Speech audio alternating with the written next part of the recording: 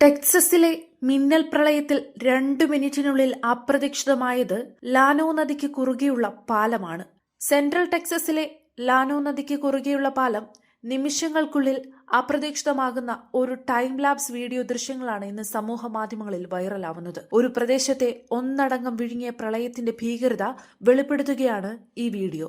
വെള്ളിയാഴ്ച അർദ്ധരാത്രിയുണ്ടായ കനത്ത മഴയിൽ കെർ കൗണ്ടിയിലെ ഗ്വാണ്ടാലൂപ്പ് നദിയിലെ ജലനിരപ്പ് 26 അടി ഉയരത്തിലെത്തിയതാണ് പ്രളയത്തിനിടയാക്കിയത്. കെർ കൗണ്ടിയുടെ വടക്ക് കിഴക്കായി 95 മൈൽ അകലെയുള്ള കിങ്സ് ലാൻഡിൽ നിന്നാണ് ലാനോ നദിയിലെ പാലം ഇല്ലാതാകുന്നതിന്റെ വീഡിയോ ചിത്രീകരിച്ചിരിക്കുന്നത്. പ്രളയത്തിൽ കെർ കൗണ്ടിയിലെ ഗ്വാണ്ടാലൂപ്പ് മാത്രമല്ല, സമീപ പ്രദേശങ്ങളിലെ നദികളും കരകവിഞ്ഞൊഴുകിയത് വീടുകൾ, വാഹനങ്ങൾ, റോഡുകൾ, പാലങ്ങൾ തുടങ്ങിയ പ്രദേശത്തെ ഒന്നടങ്കമാണ് ഇല്ലാതാക്കിയത്. 28 കുട്ടികൾ ഉൾപ്പെടെ 81 പേരുടെ ജീവൻ നഷ്ടമായതിന്റെയും നാശം വിതച്ച് കടന്നുപോയ പ്രളയത്തിന്റെയും ഞെട്ടലിലുമാണ് ലോകം. പ്രളയം ടെക്സസിലെ കെർ കൗണ്ടിയിലാണ് വലിയ നാശവും ജീവഹാനിയും ഉണ്ടാക്കിയിരിക്കുന്നത്. കുട്ടികളടക്കം 68 പേരാണ് ഇതുവരെ കെർ കൗണ്ടിയിൽ മാത്രം മരിച്ചത്. കാണാതായ 41 പേർക്കായുള്ള തിരച്ചിൽ ശക്തമായി തുടരുകയാണ്.